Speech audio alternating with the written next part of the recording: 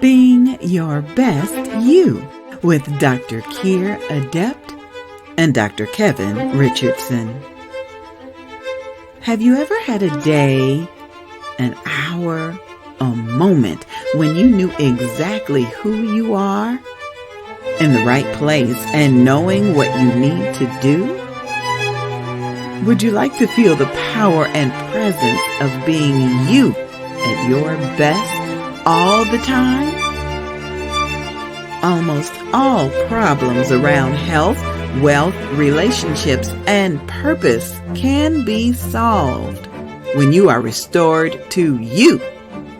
And Dr. Kier and Dr. Kevin are here to show you how.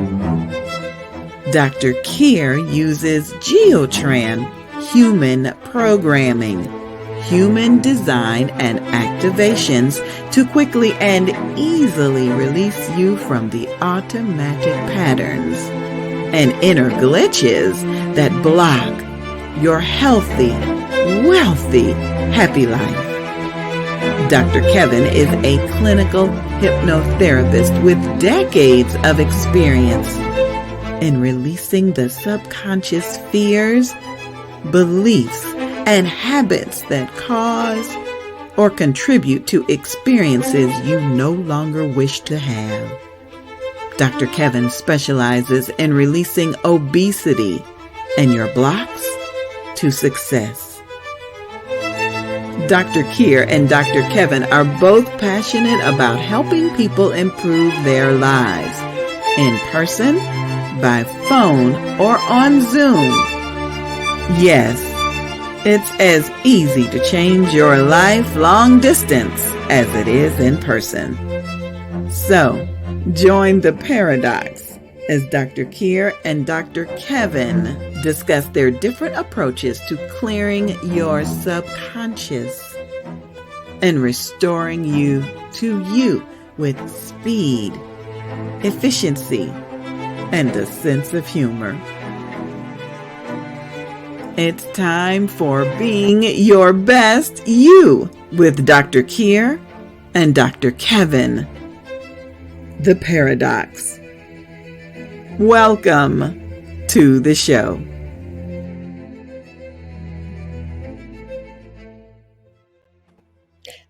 And here we are. Da, da, da, da!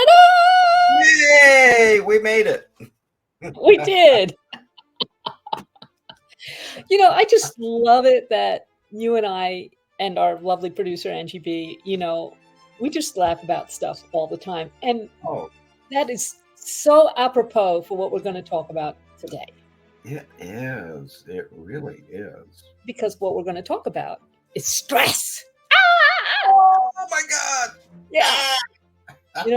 And stress comes from all kinds of different directions. It's what's going on in our personal life in any given moment. It's a lot of it has to do with, work, family, all those major issues that we've got going on. If you have a spouse, for instance, I know that your spouse is absolutely wonderful and delightful. And even so, I'm sure there are times you want to throttle him. And also structural, which happened to be something that we were talking about before we came into the taping today, before we came into the studio today, is the ways in which just society is set up in such a way that it's like, we can't fully express who we are without feeling like we're treading on eggshells. Correct. Yeah. Correct. So. And my spouse was a cancer survivor. Oh, well, you know all about that then. Yeah. Yeah. Talk about stress. So we're all the time. We can count probably on the fingers of one hand times when we have been 100% without stress. I still remember a whole week when I was 18, when I was actually happy and calm the whole week. It was such a new sensation for me. I didn't even know what to do with myself. So I'm going to have to think on that one.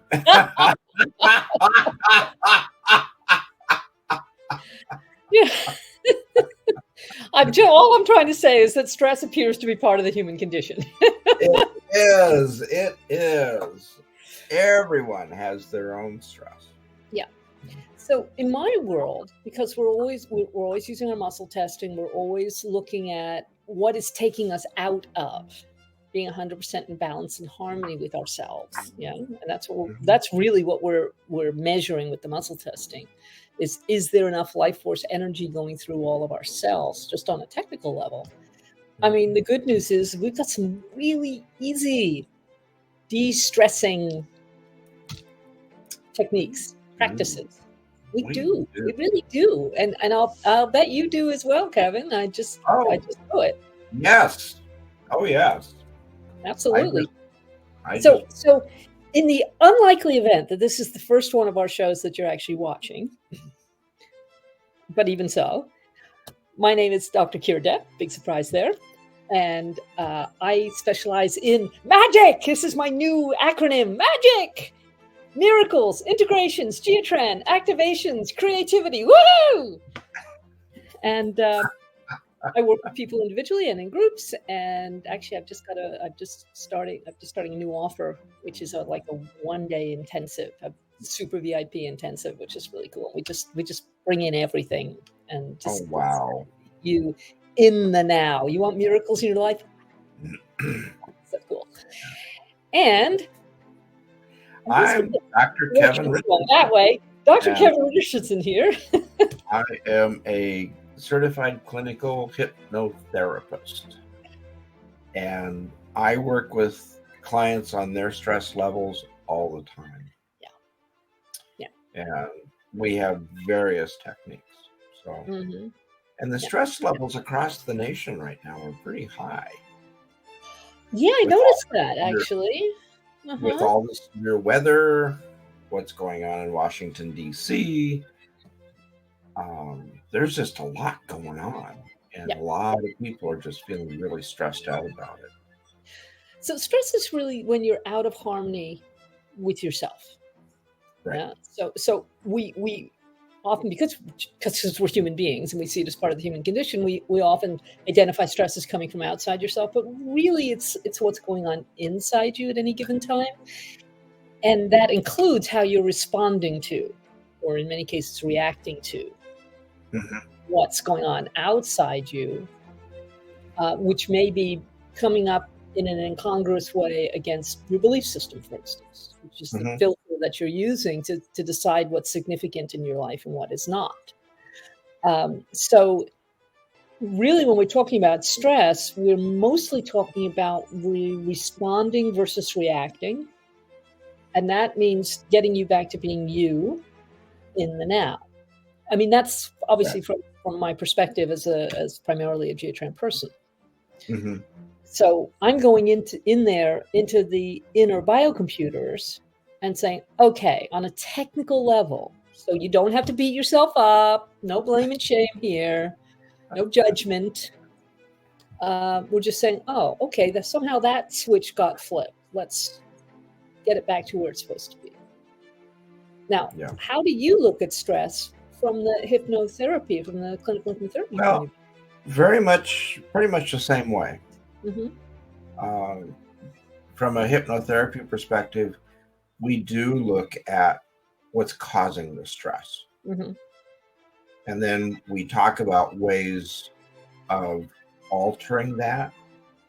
And then in hypnotherapy, we use various techniques. First is relaxation, teaching people how to relax themselves and do self-hypnosis. So that if they are just feeling really stressed, they can just close their eyes for a couple of moments and de-stress. And the other thing I teach is deep breathing techniques. When we are in a tremendous amount of stress, we are in fight, flight, or freeze. And we're not processing logically. We're running on a tape. Either to get out of there or to fight or just do nothing and freeze up. So dead, basically. Yeah. And so like you said, it's bringing them back to the now. Mm-hmm. And it's also distancing themselves and disassociating themselves from the stressor. Mm-hmm. It takes a little bit longer than your techniques. Well, you're the TGV, you're the high-speed train, but we're the private plane. It's true. You are the SST, and I'm on the locomotive. This is an interesting topic because I was just working with a person yesterday whose house was flooded from the tropical storm Hilary. Oh, yes. And Palm Springs got hit pretty hard. I remember you saying, yes. And so the two main roads in and out of Palm Springs were washed away. And so you had to go way out of your way. And even at one point, I-10 was closed because of flooding. So, and there was in Cathedral City, there was a whole block of houses that was just flooded, waist deep mud. Yeah. Yeah, still stressful. That's stressful. And so the person I was working with, their house was flooded. Mm-hmm. Their swimming pool was full of mud. She said it took 30 men 3 days to get the mud out of the swimming pool. And a huge 2 dump trucks full of mud. Oh, yeah. I can see that. So she was feeling just a tad stressed out. Yeah. So, and not being able to sleep. Which goes with stress. Mm-hmm. Yes, absolutely. And so I taught her how to relax. And after the session was over, I said, how do you feel you did? Mm-hmm. She didn't say anything. And I thought, uh-oh. And then she kind of came back, the mind got back online, and she said, I'm ready for a nap. Well, yeah. There's success for you. Hey, anytime you put me under, it takes like 5 minutes and you're just filling in the space, when we're on the program like this. Yeah. And you're just filling in the space while I gather my faculties and put them back in place, which is actually very restful in its own way. It's very restful. So I use self-hypnosis when I'm under stress. Mm-hmm. And I find it really does help. And I pair that with deep breathing techniques. It's a good combination for sure. It is. The brain relies on lots of oxygen. Yes. So if you're freezing up, then you're not getting enough blood to the brain, getting enough oxygen to the brain, and then your brain starts to freeze up. So whatever situation you're in, you're not actually capable of responding to it in a measured fashion. It doesn't have to be logical exactly, but it does need to be calm. Yeah. That reminds me that at Charles de Gaulle Airport, which I passed through only last week. Yes. Yes, you did. Yes, I did. Years ago, we were in Paris, and we were leaving Paris. We're returning home. And waiting for our flight to board. And security came over and they were telling us in French, you've got to move, you got to move. And I'm like, oh, I don't know what you're talking about. They just said, over there, there. So they cordoned off this area. Yeah. And then we heard an explosion. Yes. Talk about stressful. Yeah. And I froze.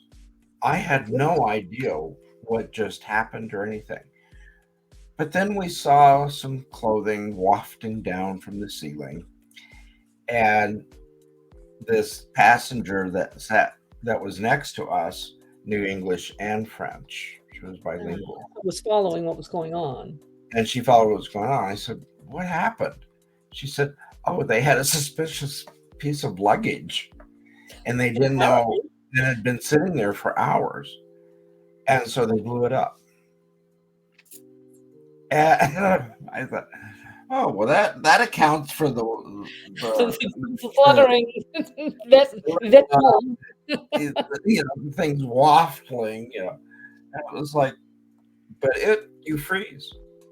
Yeah. If something sudden happens, even loud noises, anything like that, it can cause you to freeze. I was reading an article somewhere recently, which actually talked about 4 F's, because we all know about fight or flight. And then you were saying freeze, and the other one is fawn. So the article was talking about your interactions with other people. Yeah, so when they come under stress, that 4th option is, well, I'm going to give this person what I perceive them to require, so that I can please them, or at least not displease them, and therefore lower the stress level. Now, sometimes that's actually not inappropriate, but there are other times when it's like, But the other thing that comes up to my mind is, I'm sure you've seen war movies and things like that. I'm thinking of the Holocaust, where the whole way the Nazis were getting Jews to go along, and I mean, there were other groups too, like homosexuals and Jehovah's Witnesses for some reason, and some Catholics as well, and political opposition. But I'm just going to stay with the Jews for a moment, because they're my group. So what they would do is, they'd raid places in the middle of the night, and with loud noises and with dogs, and they would get everyone so stressed that they didn't have enough brain cells to find a hiding place, if there was even one available. Right. Yeah, everybody's nervous system would flight, fright, or you know what I'm trying to say. Fight or freeze.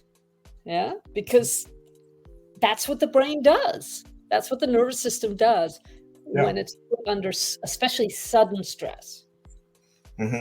So it's a different situation a bit than, for example, being told that you have a terminal disease or potentially terminal disease. I mean, that correct.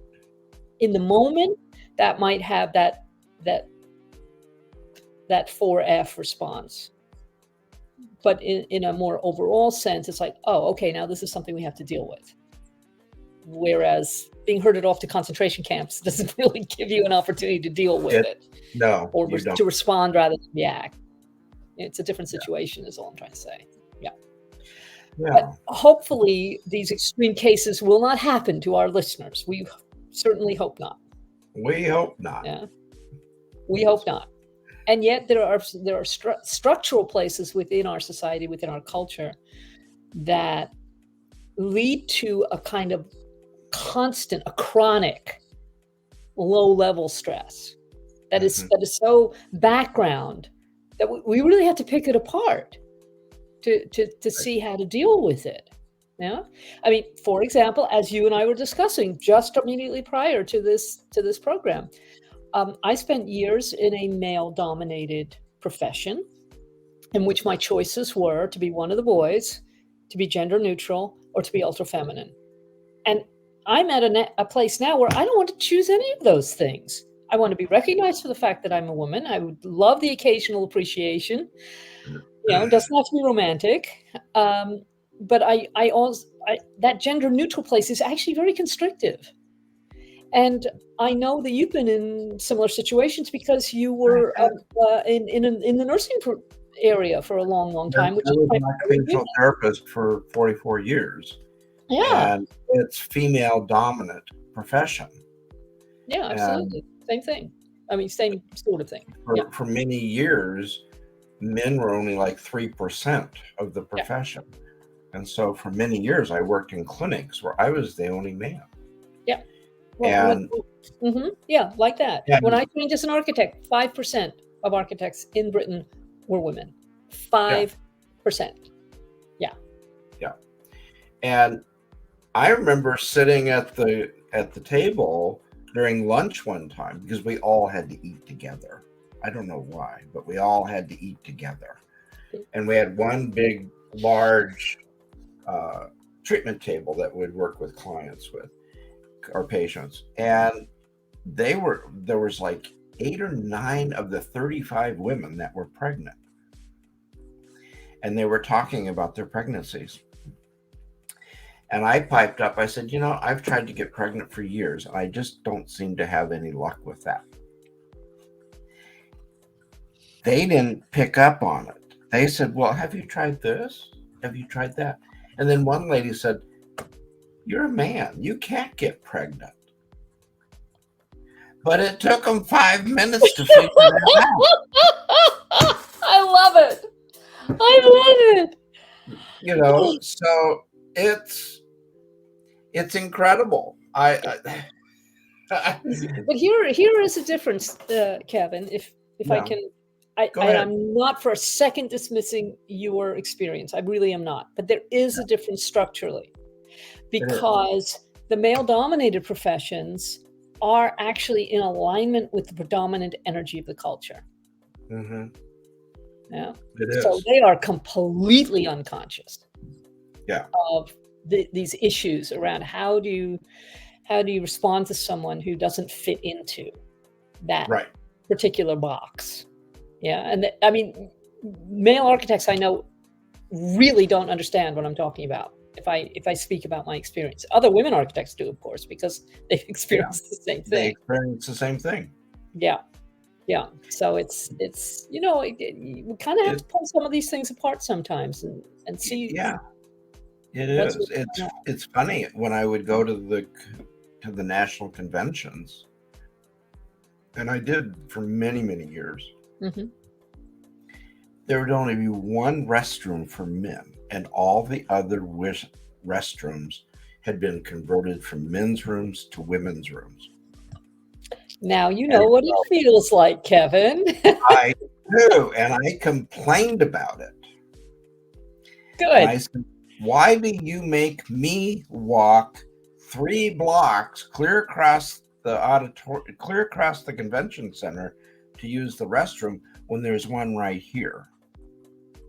Well, that's because there's more women than men, and the women need more restrooms than men.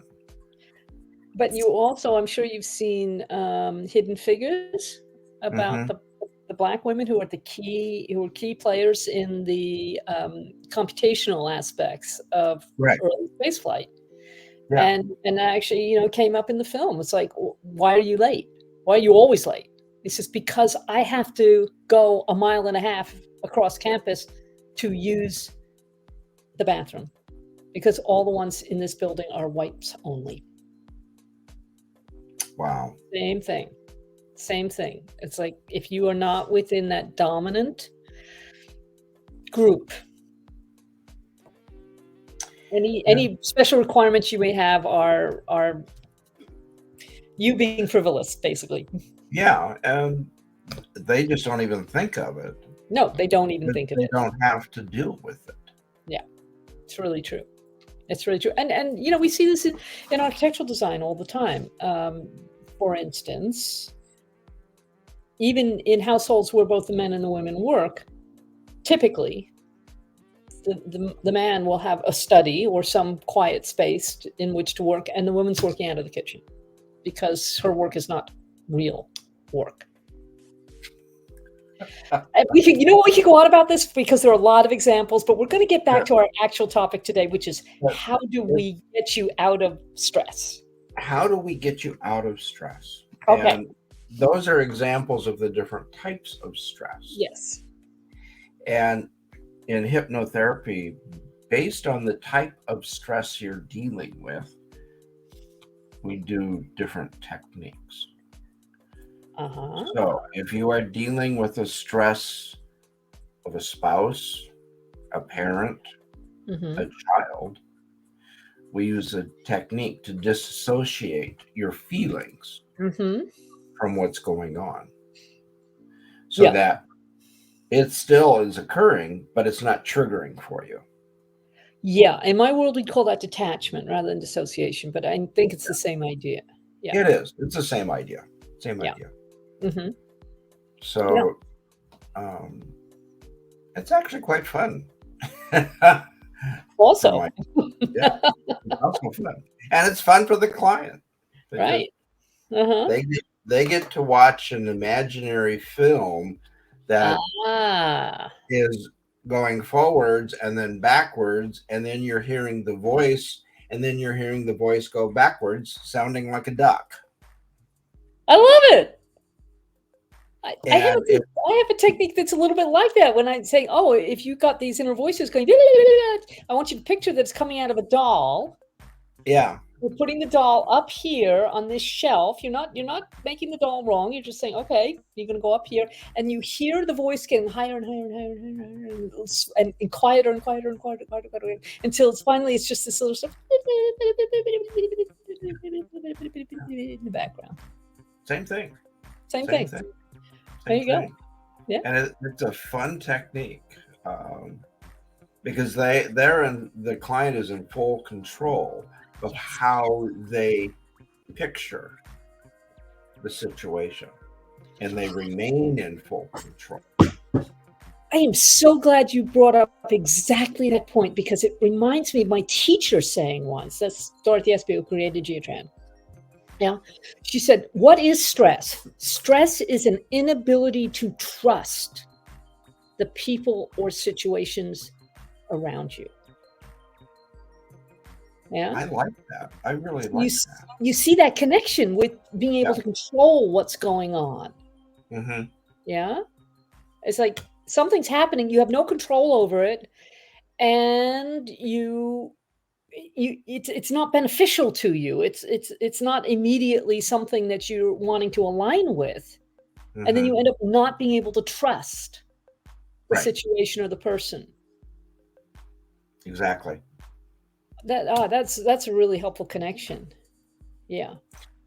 It really is. And once you realize that you're in full control of how you view that person and how you interact with that person, then you can change it. You're in control. Yes. That's really true. And it's one of those situations, it seems to me, that you can work it from either direction. Yeah. So, for instance, when I'm working with someone who has stress for whatever reason, doesn't matter whether it's systemic, or whether it's a particular situation that they're in, or whether just it's triggered something in them, as you were saying. I never get triggered, of course, myself, but others. Now, cross your fingers. Oh, I'm going to do better than that. But whatever it is, if we can get you back into the now and back into being you, and take some of that emotional, especially emotional stress off. It can be mental stress, but it's more like emotional stress. That actually puts you in that place where you can then look at it with a little bit more detachment and say, okay, I actually have some choices here. I don't have to respond the way my nervous system is saying, we don't have to react like that.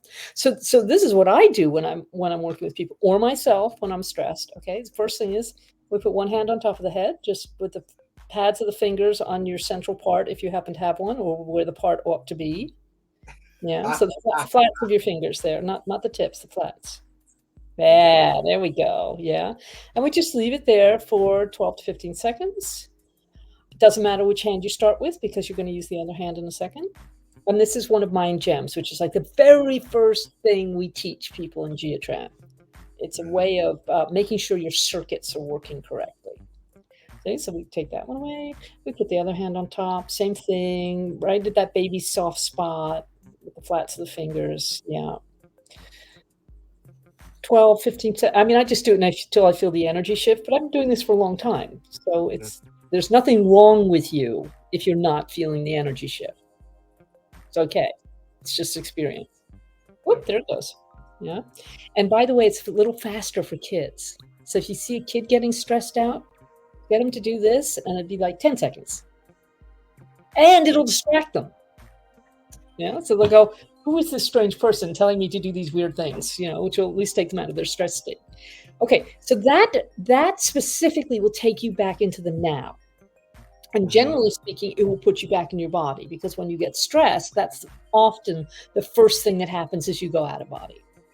Yeah. And you don't want to be going out of body. I know that in certain circles, they value things like astral, trips through the astral plane. Don't do that. Please don't do that. No. There are beings, there are energies on this planet that have not earned the right to be in a body, and they really would like yours. Never leave your body uninhabited.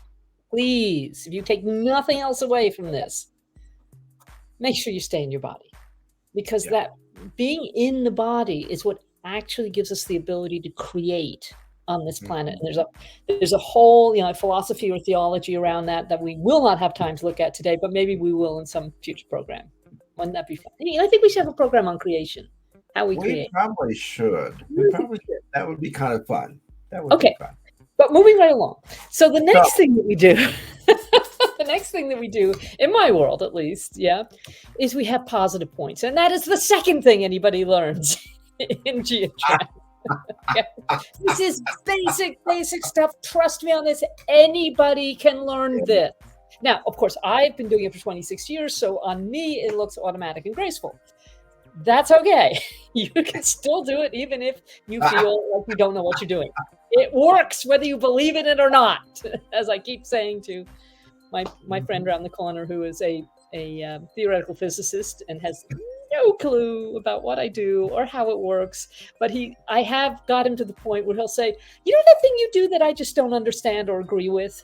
Yeah. He says, well, my shoulder hurts, so could you just do that thing? So on a pragmatic level, he's willing to give it a go. What he doesn't realize, and I only realized this a month ago, is that I am a theoretical physicist. I just happen to work in the fields of glory rather than the field of physics. Yeah. But actually what I do is just as rigorous as what he does. Yes. And just as much or as little connected to the physical world. I mean, he's working in equations all the time. What do they connect to? Anyway, that's a whole other discussion also. And there's plenty more where that came from. Yeah. Okay, I'm going to stand up so that you can actually see what I'm doing. And I'm going to show you positive points. I went to tango for the first time in 5 years on Wednesday night, 2 days ago. And my knees are still complaining. It was great. It was perfect. Speaking of being gender neutral or not, as we were earlier. Okay, You see I have my right hand, and I'm coning the fingers, exactly as if I'm going to pick up a sugar cube. Right. Now I'm showing you my left leg. Yes, I'm going to take those cone fingers, I'm going to cross the body to the outside of the left leg. And starting at the hinge of the knee, and I'm just going to move my camera so you can really see what I'm doing here. I'm going to circle clockwise. Okay? And I'll give you the numbers in a minute. And then for the next set of numbers, I'm going to go down about 2 inches, and I'm going to circle again, and then down about 2 inches, and I'm going to circle again. Now, I do this all as one sentence rather than separate words, if you see what I mean. So I'm just circling, and I'm moving down the leg, and then I'm going to add in the numbers, okay?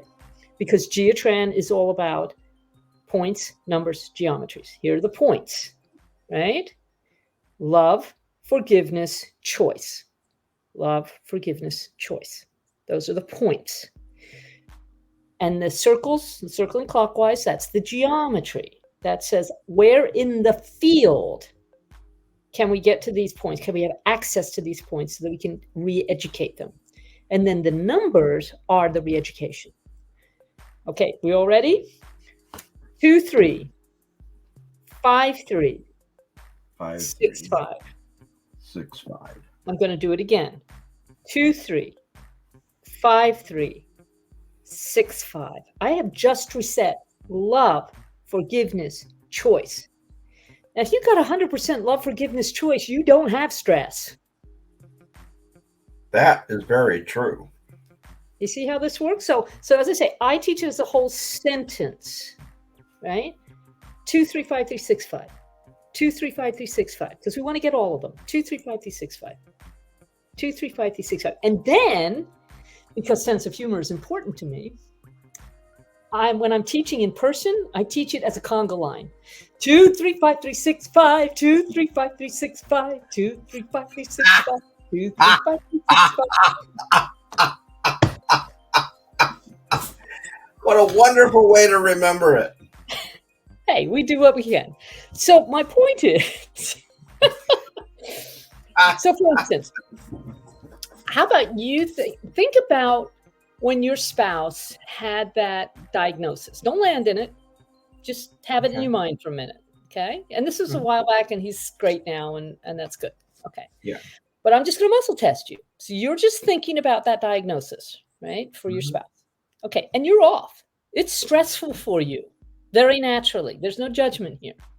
Okay. So I want you to do the positive points, and I'm going to do them from here as well. 2, 3, 5, 3, 6, 5. 2, 3, 5, 3, 6, 5. 2, 3, 5, 3, 6, 5. 2, 3, 5. Like 4 or 5 times. 2, 3, 5, 3, 6, 5. Okay. Now think about your spouse having that difficult diagnosis. And now you're strong. All we're saying is that before, the stress was shutting your system off. Yeah. And the more you dwelt on that stress, the more you inhabited that stress, the more your system was being shut off. There was less life force energy going to it. But just by doing the positive points, yeah, it's like, oh, wait a minute. System's okay. Life force energy is going where it needs to go. I have some choices here about how I respond. I don't have to just automatically switch off. Yeah. So in a sense, what we're saying is we're restoring you to choice as much as anything else. Yeah. So we're getting you in the now with this. We're stripping off the stress, the emotional stress with the positive points. 2, 3, 5, 3, 6, 5, 2, 3, 5, 3, 6, 5, 2, 3, 5, 3, 6, 5. And then what I like to do, at least, I'm a great believer in seal early, seal often. I put my fingertips together and I say seal. Because what I'm saying to my field is, this is how I want you to function. In this ease rather than the stress. Right? Okay. Now, even stepping back a little bit from that, if I'm working with someone, the very first thing I would be asking is, are you 100% you? So if you're stressed, is this stress really something that you are experiencing, or has it been dumped on you by something around you? I mean, we've all had the experience of somebody else coming to the room who's very distressed about something and maybe very reasonably distressed about them. But it's like they're not being responsible for their own energy message. And the whole room goes, out of harmony. And we all just have to take a deep breath, as you said earlier. Because that would be another technique. It's like be in the now and then take this deep breath and just breathe out that stress. Yeah. And because we're truly nice people, we probably would go to the person and say, like, what's going on? Is there something we can help with? So they can unload it, but unload it in a way that is not then contaminating the field of everybody around them. Now, here's an example of how that works in the contrary. Right? Think about political rallies. Ooh, no. Where they are, 2, 3, 5, 3, 6, 5, 2, 3, 5, 3, 6, 5, 2, 3, 5, 3, 6, 5, 2, 3, 5, 3, 6, 5, 2, 3, 5. No, I don't want to think about that. You see, even your reaction is giving the perfect example of what I'm talking about. Yeah. Right? So, if you want to be experiencing less stress in your life, identify the situations that make you stressed. Yeah, and do something else. Right. Turn the Change. telly off. Don't Yeah. be listening to the wireless. Go for a walk. Do use your positive points. Shake it off. That's an interesting point. There's a technique that I learned working in the hospitals, because it's a very stressful situation for the patients. You're working, the families are stressed, the patients are stressed. And people working there are stressed. You're soaking it up all the time. Stressed.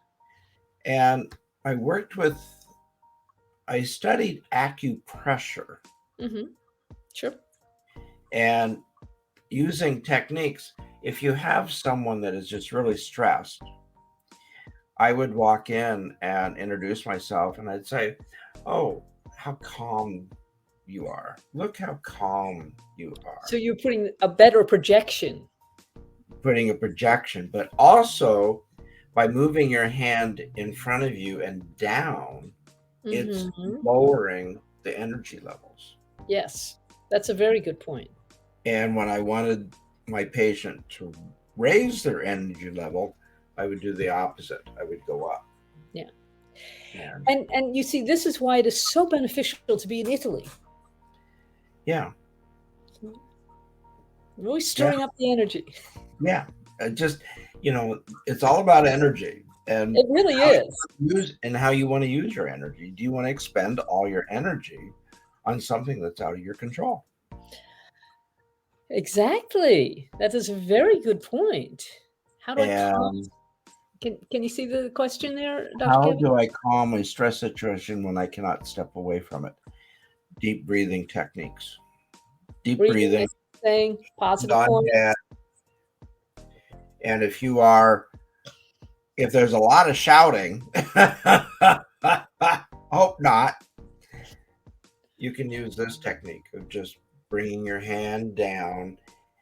People won't even notice you're doing it. No, they won't. They won't even notice it.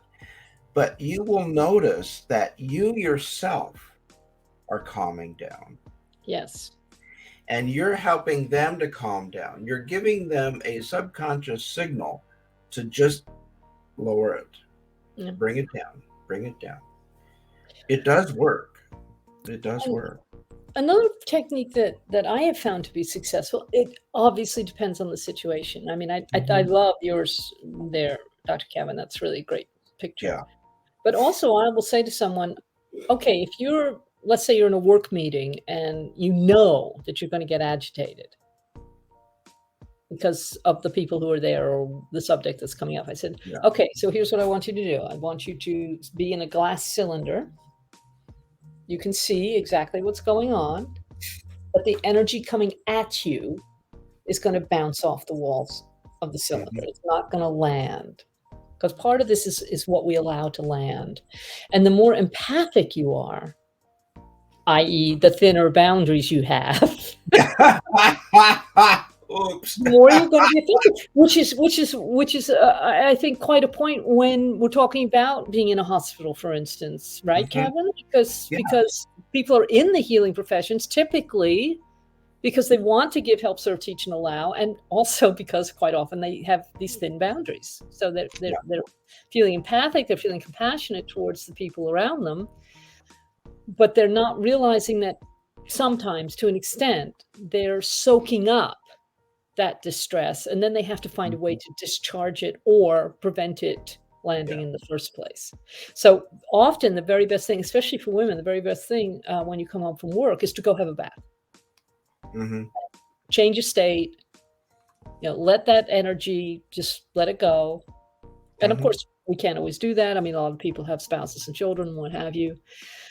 But I love being in France. I just come back from 8 weeks in France, but I was so glad to get back to my bathtub. Perfectly reasonable shower in the very nice apartment I stay in every time when I'm in Vichy. But I wanted to get back to my bathtub. Yeah. Because that's the kind of thing that actually helps regulate your nervous system. Because really, that's what we're talking about. We're saying regulating. Nervous system is gone out of whack. How can I regulate it? How can I bring it back to that place where I can actually function? when you're in a situation and you can't excuse yourself from the situation, Yeah. physically you're stuck. Yeah. Mentally you're not. Good point. You can change your interpretation of what's going on. And what do I mean by that? Picture yourself being in a movie theater and watching this on a film and just chuckling at how absurd. Look at those people at it again. They're at it again. And it's not you. No, it's not. It's not you. So just by stepping back, you can physically take a step back unless you're sitting down and you're stuck. In which case, the glass cylinder could be a really good choice. Plus, of course, the glass cylinder is a really good choice.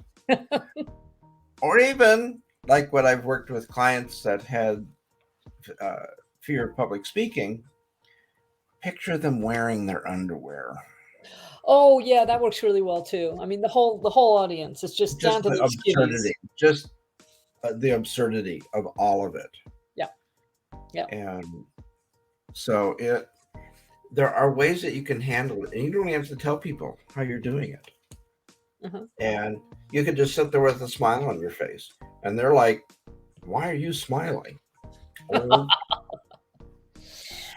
no reason. And here's something else that helps, and you know, Dorothy used to do this in classes. Is, you know, when we're getting stressed, we're forgetting our sense of humor. Yeah, the kingdom of God actually operates on fun and humor. I know it just sounds a little silly, but that's okay. Yeah. So if the room got really, really heavy and there'd be like 40 or 50 of us practitioners there, and we're just working away at some assignment on some issue, whatever, and it's bringing stuff up for all of us, and you know, she's in the front of the room, so it's all directed at her. It's like, okay. So she'll either put on some music that is inherently silly, or she'll tell a joke, or she'll say, okay, you know, she'll check for who's correct. First joke you hear of. Has anybody got a joke? No. And she had several that she would keep in reserve for herself, like a parrot joke, you know. Yeah. Just because that would then break the tension. Yeah. I was actually in a meeting once with about 40 or 50 people, and it was getting a little heated. And it was when I was living in community in the UK, and I thought, what can shift the energy here? Like immediately, I went into my yarn room. I got like half a dozen skeins of yarn that needed to be wound into balls. I just threw them out across the room. Okay, I need some help here. People start winding. And you went, what? It was a streak of genius, if I say it myself. Bastet is gracing us with her presence. Well, see, that changes the energy right there. Yeah, it does. It de-stresses you immediately. Yeah. I was in a group of about 300 colleagues. Yeah. And I was an area manager, and I was responsible for 300 staff. Okay. And so my staff weren't there. Their directors of their departments were there. Administrators, social workers, people that were high up in the organization were all there. And this was back in the days before we had the computers and the PowerPoint presentations on computers.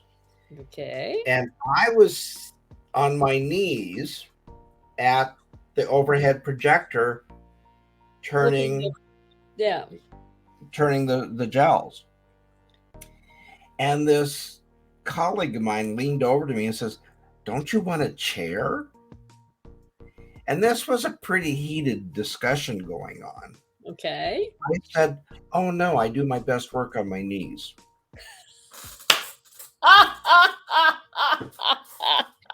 I didn't know what I had said.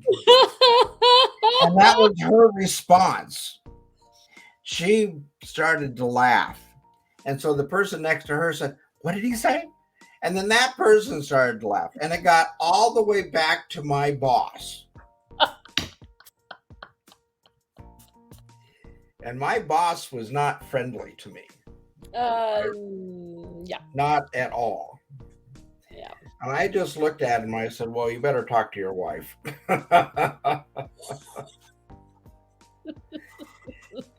And he just turned beet red. Just turned beet red and walked away. Yeah. Yeah. Mm-hmm. And it calmed the whole room down. Well, laughter is a form of bringing perspective in. I mean, it obviously raises the frequency and vibration, and that's really great. But it's also sort of, you need to be really careful around people who take themselves too seriously. I'm not thinking of any particular politicians here, but have you ever noticed? I mean, and religious people do this too. It's like the idea that you could actually, poke a little fun at yourself. Yeah. Is anathema to some groups. My favorite cartoon, and I had it up in my office. It was, this person was, it was Moses with the tablets. Yeah. Running down the mountain. Yeah. And he was yelling, God is pissed and she's on her way down. Don't make her come down here. Yeah. I'm afraid when you enough. She's pissed.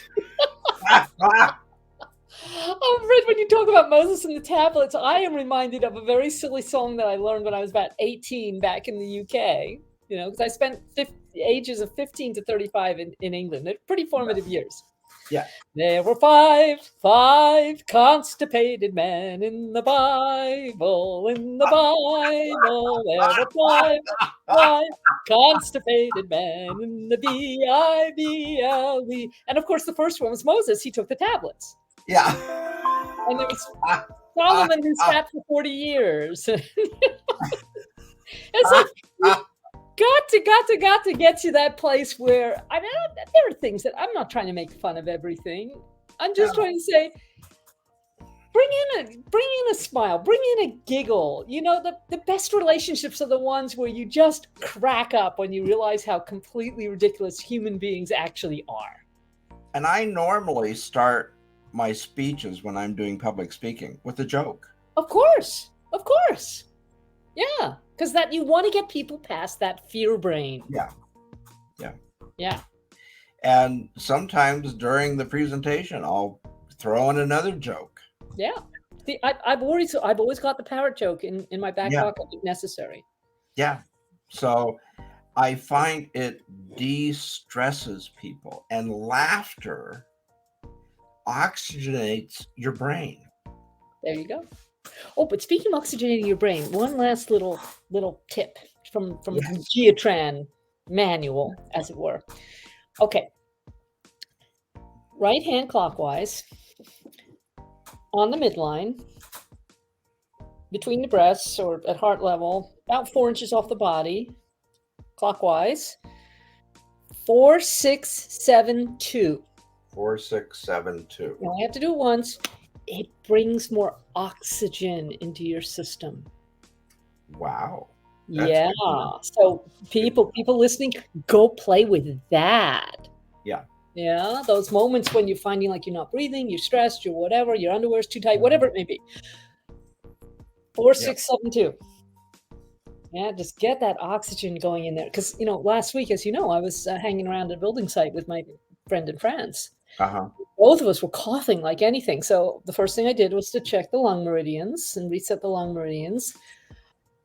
Then I added in extra oxygen so that we were at least making the most of what we could breathe. And then I went and looked up, what does it mean when you're coughing? It means you're trying to expel something from your field that you have not managed to expel before because you believe it's special for you. Oh, wow. Like certain relationships. Yeah. So I threw out my French friend. Wow, splat. Okay, stop coughing. This is at 4 in the morning. I'm coughing away. I can't stop coughing. I'm doing all my lung stuff. I'm doing my oxygen. And I thought, okay, what do I need to get rid of? I muscle tested 1, 2, 3, 4, 5 things, and I wrote them down. And I threw them out, and I stopped coughing. So there's another way to de-stress is pay attention to what your body's telling you. Yeah. Listen to your body. Listen to your body. It's always telling you things. It's will always give you a clue. Yeah. That little inner voice doesn't lie to you. Doesn't lie to you. It's your subconscious giving you a message. How true. Do you know we are nearly at the end again? Oh my God, how did that happen? We're having too much fun. No such thing as too much fun. No such thing. So if you don't happen to have a resident cat, one of the things that you can do, and this is actually homework that I assign people a lot. People like me who get a little bit stressed out, just occasionally, said, are you willing to have fun for no more than 3-4 minutes, say 5 days a week? Because I'm a great believer in underachievement. Like if somebody says to me, oh yeah, I'm going to be on my in the gym for an hour every day, I'm sitting there going, no, you're not. And then you're going to beat yourself up because you're not. But I'll bet you could do it for 4 minutes. Yeah. Same thing with having fun. And they say, oh, I don't even. And I said, right, okay. As soon as we get off this call, you're going to take your pen, you're going to take your piece of paper, you're going to write down 8 or 10 things that are fun for you, that are enjoyable for you, that you would like doing, right? You're going to take no more than 10 minutes to do this because people start thinking. And then you're going to stick this either on your computer, on your bathroom mirror, or on the fridge, or all three. And then when your timer goes off at 10 in the morning, or whatever time you've set it for, you're going to take an egg timer. Yeah. Uh-huh. Now, if you're having fun and you want to continue past your 3 or 4 minutes, that's totally okay. That's perfectly fine. We're just minimizing the stress here. And you can't think of something that would be fun for you, that would make you laugh, you go to your list. Mm-hmm. And you muscle test. 1, 2, 3, 4, 5. Oh, it's number 8 today. What the heck is that? Oh, yeah, right. Okay. And it might be going in the bathroom, finding the book that you leave by the loo because it's full of short stories or silliness or cartoons or whatever, and just opening up at random and whatever. Yeah. It doesn't matter, whatever it is for you. And if you can't actually do the thing on the list, you can at least stand in front of the fridge, lean on it, look at the list, and imagine it, whatever it is. Going to a tropical beach and drinking drinks with little umbrellas in them. You can do that for 3 minutes. Yes. And that question that we had, what can I do if I'm in a room and I can't leave it?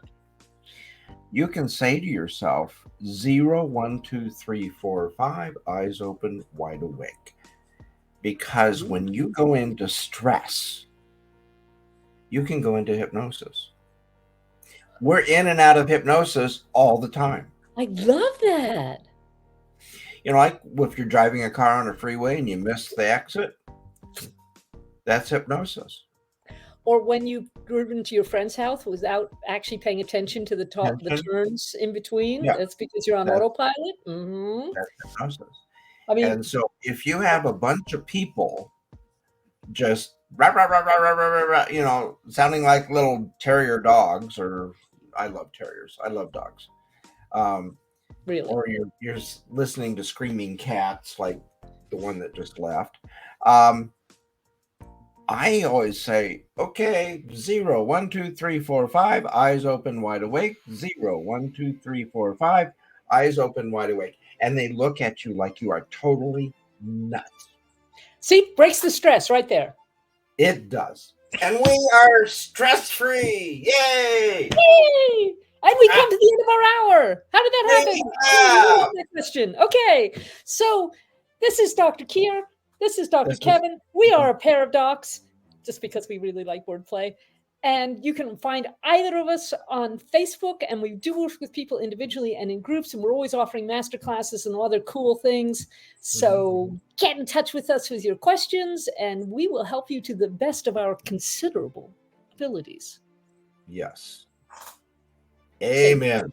Say goodbye to the nice people. Goodbye.